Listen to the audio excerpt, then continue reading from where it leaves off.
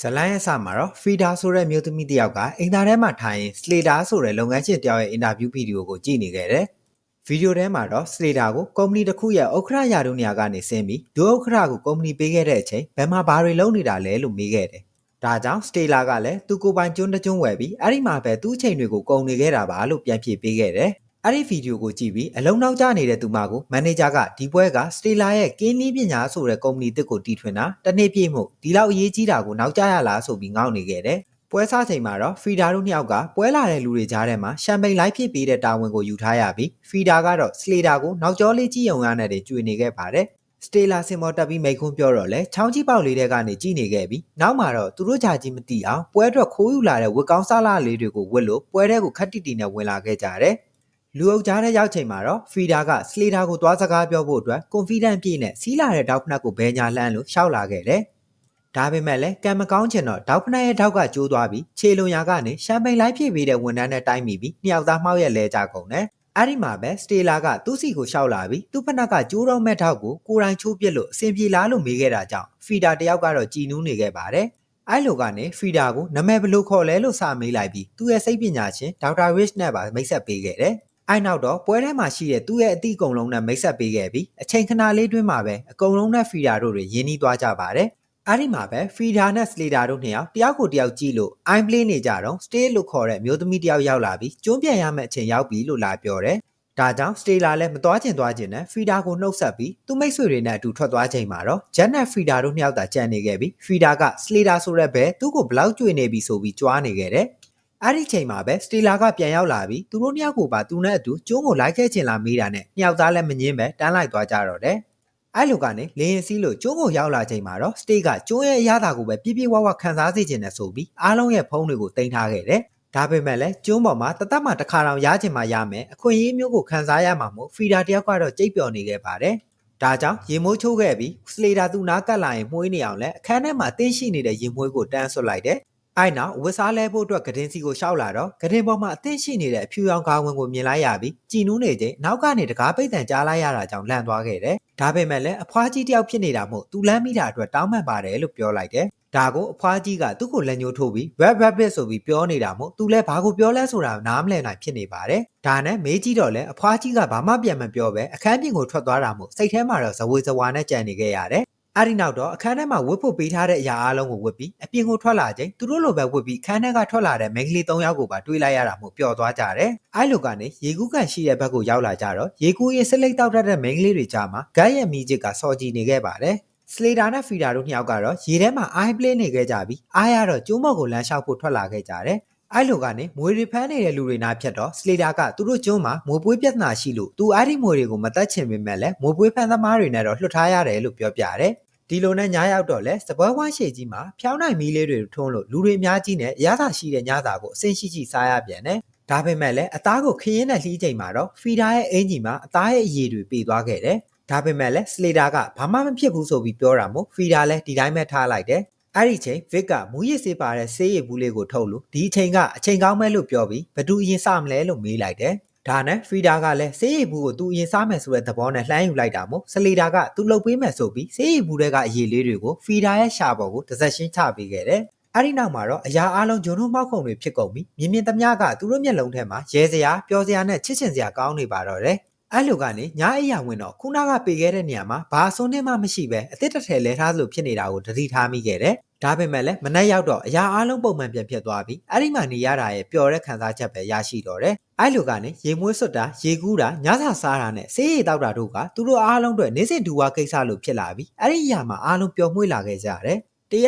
က်လဲ Frida က Slater နဲ့ပိုနီးကပ်လာခဲ့ပြီးညတညမှာတော့ Slater ရဲ့ကိုပိုင်ပေါ့ကိုတောင်ရှိုက်တဲ့အဆင့်ထိရောက်လာခဲ့တယ်။ Slater ကတော့သူ့ရဲ့လက်ကလေးတွေကိုကင်ကြည့်ပြီးလက်သေးတွေကိုသဘောကျကြောင်ပြောနေခဲ့ရကနေအကြည့်ချင်းစုံနေကြတော့မနက်စိတ်ကူထုံလုပ်ဖို့ရှိတာမို့အိတ်တော့မယ်ဆိုပြီးထသွားပါတယ်။အဲ့ဒီမှာပဲသူ့ရဲ့ပေါ့ကကြံနေခဲ့တာမို့ Frida တယောက်သူကြွေနေရတဲ့လူတယောက်ရဲ့ပစ္စည်းပဲဆိုပြီးအမျက်တလုံးနဲ့တင်ထားပြီးတယူတရားနဲ့ကြည့်နေခဲ့တယ်။အဲ့ဒီအချိန်သူ့ရဲ့လက်သေးတွေကြားထဲမှာသဲတွေဝင်နေတာကိုတွေ့သွားပြီးဘလို့ဖြစ်တယ်ဆိုတာကိုတော့မစင်စားမိပဲလက်ဆေးလို့ပေါ့ကိုပြန်ပေးဖို့အတွက် Slater နေတဲ့အိမ်စီကိုထွက်လာခဲ့တယ်။အထဲမှာဘယ်သူမှမရှိတာနဲ့သူလည်းထိုင်ကုန်မှာထိုင်ပြီးပေါ့ကိုချိုက်နေချိန်တစ်ဖက်ခန်းကနေ Slater ရောက်လာပြီးသူ့ရဲ့နောက်မှာလည်း Vic နဲ့စိတ်ပညာရှင် Rich တို့ပါလာခဲ့တယ်။ Vic က Rich ကို Frida နဲ့မိတ်ဆက်ပြီးတော့ Frida ကသူတို့ဒီကိုမလာခင်ပြပွဲနေ့မှာစုံမှုတယ်ဆိုတဲ့အကြောင်းပြောလိုက်တယ်ဒါပေမဲ့ Rich ကတော့ Frida ကိုမှတ်မိတဲ့ပုံမပေါ်ပါဘူးအဲ့လိုကနေပဲရေမွေးတွေဆွတ်ကြရေတွေကူးကြညကိုဆေးကြောက်ရှူပြီးကားကြပျော်ကြနဲ့တရက်ကုံဆုံးသွားခဲ့ကြတယ်ဒါပေမဲ့တရက်မှာတော့သူတို့တွေကျုံးပေါ်မှာကနေကြတော့ Frida ရဲ့တငယ်ချင်း Jack မွေပေါက်ခံလိုက်ရတယ်ဂျက်လဲကြောက်လန့်ပြီးအကူကြီးလှမ်းတောင်းတာမို့ကားနေတဲ့လူတွေလည်းအပျော်ပြတ်သွားကြပြီးထိတ်လန့်ကုန်ကြတယ်ဒါပေမဲ့စတေလာကတော့တတိရှိနဲ့ပဲမွေကိုဝိုင်းပလင်းနဲ့မသိမချင်းရိုက်တက်ပစ်လိုက်ပါတယ်အဲ့နောက်ဆေးရုံသွားတင်ပေမဲ့လည်းကျုံးပေါ်မှာဆေးရုံမရှိတာမို့ဒီတိုင်းထားလိုက်ရပြီးအားလုံးကပြန်ပျော်ပါနေကြချင်းဂျက်နဲ့ဖီတာတို့နှစ်ယောက်ကတော့တနေရာမှာစကားပြောနေခဲ့ကြတယ်ဂျက်က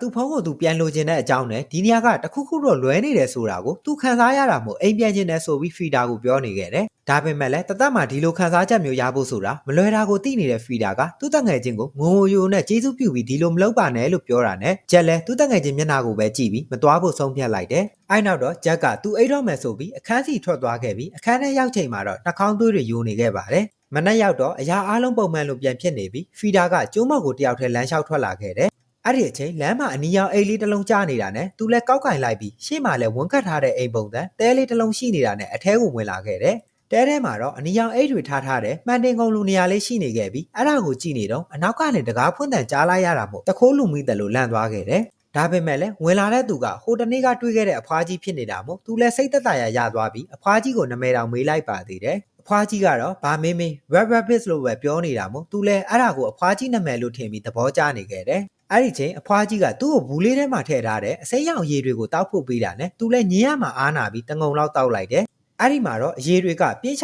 ျရတာကြီးကိုခံစားရတာမို့ချက်ချင်းထွေးထုတ်လိုက်ပြီးဘာတွေလဲလို့မေးလိုက်တော့အဖွားကြီးကအဝတ်စားတစ်ခုအောက်မှာတေနေတဲ့မွေပွေးကိုပြတယ်ဒါကြောင့်သူလည်းမွေစိတ်ဆိုတာကိုသိသွားပြီးလန့်သွားချိန်အဖွားကြီးကခုနကနဲ့မတူပဲသူ့ကိုလက်ညှိုးထိုးပြီး rabbit ကြည့်တာပြောနေတာမို့သူလည်းကြောက်လန့်ပြီးအဲ့ဒီတဲကနေထွက်လာခဲ့တယ်အဲ့လိုကနေညရောက်တော့ထပ်ပြော့ပါကြပြီးမနက်အိယာကနိုးတော့အုံနောက်ကနေတပိုင်းတစားမှတ်ညံတွေပြန်ပေါ်လာပြီးအိယာကနေနိုးလာခဲ့တယ်အဲ့ဒီမှာနောက်တစ်ချိန်သူ့လက်ကြားထဲမှာတဲတွေဝင်နေတာကိုမြင်လိုက်ရပြီးလက်ဆေးလို့မနှက်ဆစားတဲ့စီထွက်လာတော့လေတွိုင်းရဲ့နှစ်ဖူးပေါ်မှာဆွဲထားတဲ့ပုံတွေရှေ့ဆက်ပင်ညှက်ထားသလိုဖြစ်နေတဲ့ဟဲတာနဲ့မျက်လုံးတစ်ဖက်ညိုနေတဲ့လူကတ်တို့ကိုတွေ့ရပြန်တယ်အဲ့ဒီຢာတွေကမင်းညကဖြစ်ခဲ့တာလားလို့တွေးရအောင်လဲသူကဘာတစ်ခုမှမမှတ်မိတာမို့ဒီတိုင်းမတွေးပဲထားလိုက်ပြီးပြစ္ဆုတ်ပံအချိန်မှာပဲပျော်အောင်နေခဲ့လိုက်တယ်အဲ့လိုကနေငါးဖမ်းမှုအတွက်ကျုံးပေါက်ကနေယောက်ျားလေးတွေအကုန်ထွက်သွားကြမှာမို့မိန်းကလေးတွေကြီးကျုံးပေါက်မှာကြံနေခဲ့ကြတယ်ဒါနဲ့မျက်နှာပေါင်းတင်ပြီးကလထိုင်ပေါ်မှာစိန်ခံနေတော့မီးချစ်လှမ်းတောင်းတဲ့အတန်ကိုကြားတော့မီးချစ်ပိုင်ချင်းသူ့တငယ်ချင်းဂျက်ပြောင်းနေတာကိုသိသွားခဲ့တယ်ဒါနဲ့ဘေးမှာရှိတဲ့ကောင်မလေးတွေကိုမေးကြည့်တော့လေသူတို့ကဂျက်ဆိုတာဘယ်သူလဲလို့တော့ပြန်မေးနေတာမို့ဖီတာလဲတခုခုတော့မှားနေပြီဆိုပြီးလိုက်ရှာတော့တယ်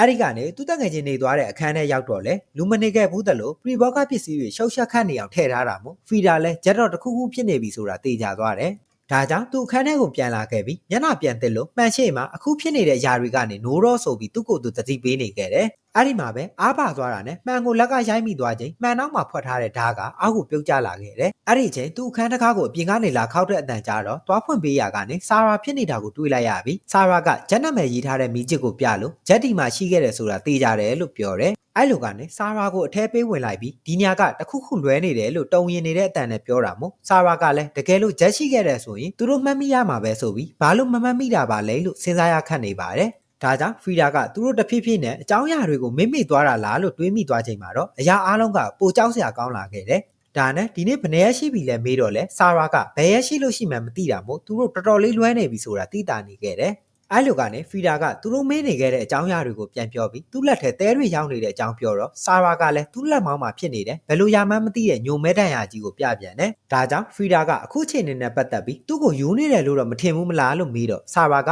မထင်ဘူးလို့ပြောပြီးတကယ်တမ်းယူတာကအခုချိန်နေမဟုတ်ပဲသူတို့မသိတဲ့ဘဲတွေရဲ့ခေါ်ရနောက်ကိုလိုက်လာမိတာကမှယူတာလို့ပြန်ပြောတယ်ဒီတော့မှဖီတာလည်းဆာရာနဲ့စလေတာတို့ကိုအရင်တည်းကခင်ခဲ့ကြတာလို့ထင်ထားတာကမဟုတ်မှန်းသိသွားတယ်ဒါကြောင့်သူတို့တွေဘလို့စိတ်နဲ့ဒီလူတွေနောက်လိုက်လာတာလဲဆိုပြီးကိုစိတ်ပြတ်သွားကြပါတယ်အဲ့လိုကနေပြန်တွေးကြည့်တော့ဖီတာကဒီလူတွေကသူတို့ကိုအေးကြီးလှလှလေးတွေဖနှက်လှလှလေးတွေနဲ့မြှူဆွဲပြီးဒီရောက်တော့ဘာတစ်ခုမှမမှတ်မိပဲမေးနေရင်းနဲ့ပဲဘွားကိုအချိန်ကုန်အောင်လှုပ်ထားတယ်ဆိုတာသဘောပေါက်သွားတယ်အဲ့ဒီနောက်တော့အဲ့လိုမေးအောင်ဘလို့လောက်တာလဲဆိုတာသိကျင်တာနဲ့ဖီတာမြန်သိမလားဆိုပြီးမေးတော့ဖီတာကသူရောက်ခဲ့ဘူးတဲ့အဲ့အနီလေးတွေရှိတဲ့တဲအိမ်ကိုခေါ်သွားတယ်အဲ့ဒီမှာတော့အဲ့တွေထဲမှာအခန်းထဲမှာရှိတဲ့ရေမွေးတွေနဲ့ပုံစံတူရေမွေးတွေကိုတွေးလိုက်ရတာမို့အဲ့ဒီရေမွေးတွေကသူတို့ကိုမေးအောင်လုပ်ပေးမှန်းသိလိုက်ရတယ်ဒါကြောင့်ရဲကိုခေါ်ပြီးဖော်ထုတ်ဖို့စဉ်းစားပြန်တော့လေသူတို့ဘက်မှာတသက်ပြစရာဆိုပြီးပြစရာကခိုင်ခိုင်မာမာမရှိတာကတကြောင်စလေတာတို့ပိုင်တဲ့ထဲရောက်နေတာကတကြောင်ကြောင့်အစီမပြေခဲ့ပြန်ပါဘူး ဒါနဲ့ဆာရာကအရင်ဆုံးအနေနဲ့မင်းနေတဲ့သူတို့တငယ်ချင်းနှစ်ယောက်ကိုပြန်တတိယလာအောင်လုပ်ရမှာမို့ဖီဒါကိုဘလို့ပြန်မှတ်မိလာတာလဲလို့မေးတယ်ဒါကြောင့်ဖီဒါလည်းသူတောက်လိုက်မိတဲ့မွေအစိပ်ဘူးကိုယူလာပြပြီးဆာရာကိုလည်းတောက်ခိုင်းလို့ကြံတဲ့နှစ်ယောက်ကိုလည်းအရက်နဲ့ရောတိုက်ဖို့ယူလာခဲ့ကြတယ်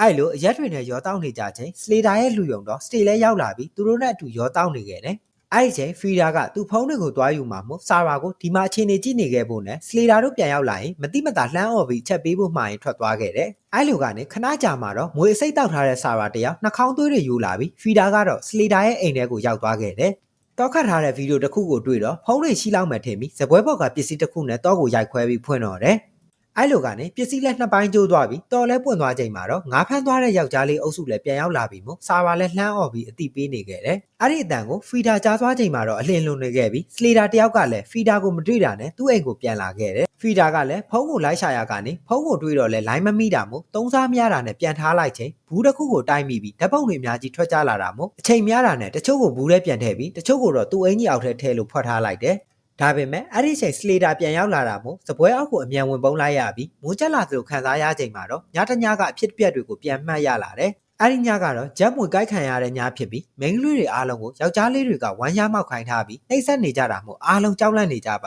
တယ်အဲ့ဒီချိန်မွေကိုက်ခံလိုက်ရလို့အကုန်လုံးကိုမှတ်မိသွားတဲ့ဂျက်ကိုတော့စလေတာကလေဘေးကိုဓာတ်နဲ့ဖြတ်ပြီးတပ်ပစ်လိုက်တော့တယ်ဓာတ်တွေကိုအကုန်မှတ်မိသွားချိန်မှာတော့ဖီဒါတယောက်ရင်ခွဲမတက်ခံစားနေရပြီးအထဲမှာတော့စလေတာတို့စကားပြောနေချိန်တခြားထောပေါက်တစ်ခုကနေထွက်လာခဲ့တယ်အဲ့လိုကနေပြေးလာတဲ့သူ့ကိုရေကူးကန်ထဲမှာပျော်နေကြတဲ့လူတွေကလှမ်းနှုတ်ဆက်ကြတာမို့သူလည်းဟန်မပြတ်တရုပ်ဆောင်ပြီးသူတို့အနားလျှောက်လာရတယ်အဲ့ဒီမှာပဲဆာရာကပြီးပင်အောင်ဆေးကြောက်ကိုယူပြီးဖီဒါစီလျှောက်လာလို့အကျိုးကြောင့်မေးကြည့်တယ်ဒါနဲ့ဖီဒါကသူတို့ကိုကြည့်နေတဲ့လူတွေမရိပ်မိသွားအောင်ပြုံးပြုံးကြီးနဲ့တော်တော်ဆိုးတယ်ဆိုတာကိုပဲပြန်ဖြေပေးနေချိန်အနောက်ကနေစလေတာကသူ့ကိုလာဖတ်တာမို့လန့်သွားခဲ့တယ်အဲ့လိုကနေသူတို့မမိလာပေါ်မှာဆိုးတာနဲ့ဟန်မပြတ်နေလိုက်ကြပြီးညစာစားချိန်မှာတော့ဖီဒါကစလေတာရဲ့လက်ဘေးမှာဆွဲထားတဲ့ဆွဲကြိုးကနေတဆင်ကိစ္စတချို့ကိုလည်းမှတ်မိသွားခဲ့တယ်အဲ့ဒါကတော့သူတို့ကိုလက်နောက်ပြန်ကျိုးတုပ်ပြီးပါဇက်ကိုစီးလို့အနိုင်ကျင့်နေခဲ့ကြတာဖြစ်ပြီးအဲ့ဒီထဲမှာစိတ်ပညာရှင် Rich ပါအလိုတူပါနေခဲ့တယ်ဆိုတာသိလိုက်ရတယ်ဒါတွေကိုပြန်မှတ်မိသွားချိန်မှာတော့လန့်သွားခဲ့ပေမဲ့လည်းညစာစားဝိုင်းမှာရှိနေသေးတာမို့မရိပ်မိအောင်ဟန်မပြတ်နေခဲ့လိုက်တယ်အဲ့လိုကနေတချင်းဖွင့်ပြီးကားကြချိန်မှာတော့ဆာရာက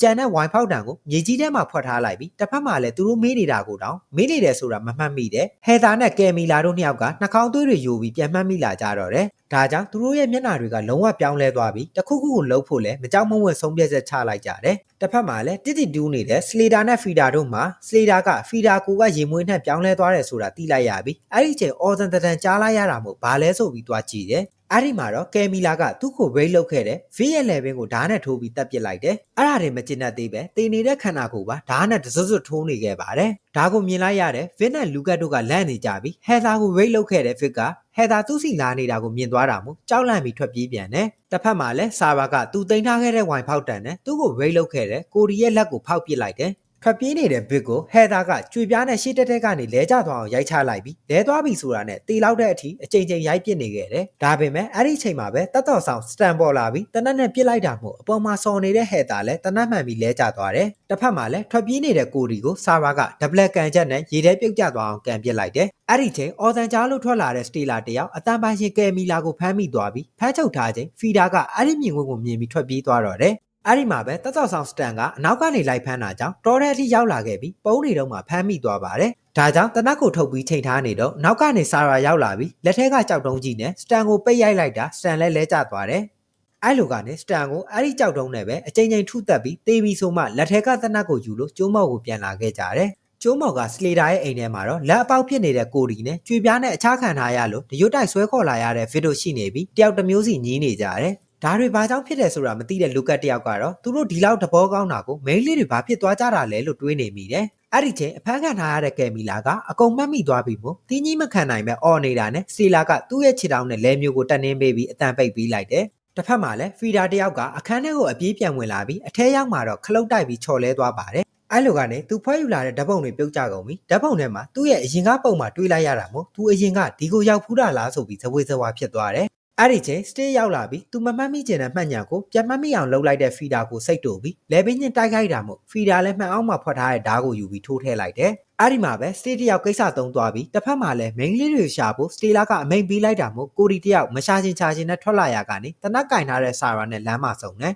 ဒါကြောင့်ဆာရာရဲ့ပြစ်သက်တာခံလိုက်ရပြီးနောက်တော့ဓာတ်ကင်ထားတဲ့ဖီဒါနဲ့တနက်ကင်ထားတဲ့ဆာရာတို့နှစ်ယောက်နောက်ဆုံးကြံတော့တဲ့စတီလာကိုရှင်းဖို့အတွက်အိမ်ကြီးစီကိုထွက်လာခဲ့ကြတယ်။အိမ်ရှိရောက်တော့ဖီဒါကသူ့ရဲ့မာယာနဲ့စတီလာထွက်လာအောင်သူကြောက်နေပြီဆိုပြီးအော်ဟစ်နေတာမို့အထာဏတဲ့ဘဲကြီးကတော့ငြိမ်နေပေမဲ့လည်းလူကတ်ကတော့တကားကိုသွားဖွင့်ပေးလိုက်တယ်။ဒါကိုစတီလာထင်ပြီးအဝင်းမှာရှိနေတဲ့ဆာရာကတနက်နဲ့ပစ်လိုက်တာမို့လူကတ်တယောက်တနက်မှန်ပြီးလဲကျသွားရကနေတကားနားမှာဓာတ်နဲ့စောင်းနေတဲ့ဖီဒါကိုပါစလေဒါကဖမ်းမိသွားတယ်။ဒါကြောင့်သူ့ပိုင်နက်ထဲရောက်လာတဲ့ယုံဆိုပြီးကင်တွယ်မဲ့လုပ်ပေမဲ့လည်းဖီဒါကအနောက်ကိုတဖြည်းဖြည်းဆုတ်သွားပြီးစပွဲပေါ်ကဗီဒီယိုဖွင့်ခဲ့တဲ့ပစ္စည်းကိုကင်လို့စတေလာကိုပြစ်ရိုက်တော့တယ်။အဲ့လိုကနေဖီဒါလည်းသူအနိုင်ရပြီဆိုပြီးရိုက်နေပေမဲ့လည်းစလေဒါရဲ့ယောက်ျားအားပါလာချိန်မှာတော့ချုပ်ကင်တာခံလိုက်ရပြီးအောက်ကိုလဲကျသွားပါတယ်။အဲ့ဒီမှာပဲကျမ်းပြင်မှာကြားနေတဲ့ဓာတ်ကိုတွေ့တာနဲ့လှမ်းယူမဲ့လို့စလေဒါကအနောက်ကနေကျမ်းပြင်နဲ့ရိုက်ချလိုက်တာမို့သတိမေ့သွားခဲ့တယ်။အဲ့ဒီနောက်တော့သူအတိတ်တုန်းကဒီကျွန်းပေါ်လာခဲ့ပြီးခုလိုကိစ္စတွေရှိခဲ့ဘူးတာကိုပြန်မှတ်မိသွားပြီးအဲ့ဒီတုန်းကသူ့လက်မှာဆိုးခဲ့တဲ့အနီရောင်ယုံလက်သေးပုံစံကြောင့်သူ့ကိုအဖွားကြီးက red rabbit လို့ခေါ်တာကိုသဘောပေါက်သွားတော့တယ်။အဲ့လိုကနေတတိပြန်ရလာချိန်မှာတော့ပိတ်ထားတဲ့တကားကြီးကိုဆာရာကတနက်နဲ့ပြစ်ဖွင့်ရာကနေကြီးကုံသွားတာမို့စလေဒါလည်းဆာရာကိုဖမ်းခေါ်လာခဲ့တယ်။ဆာရာလည်းဘာမှလုပ်မရတော့ပဲအထဲကိုဆွဲခေါ်ခံလာရချိန်ဖီဒါကလွတ်ကျနေတဲ့ဓာတ်ကိုကောက်ကင်ပြီးစလေဒါကိုကြိုဆူလိုက်တယ်။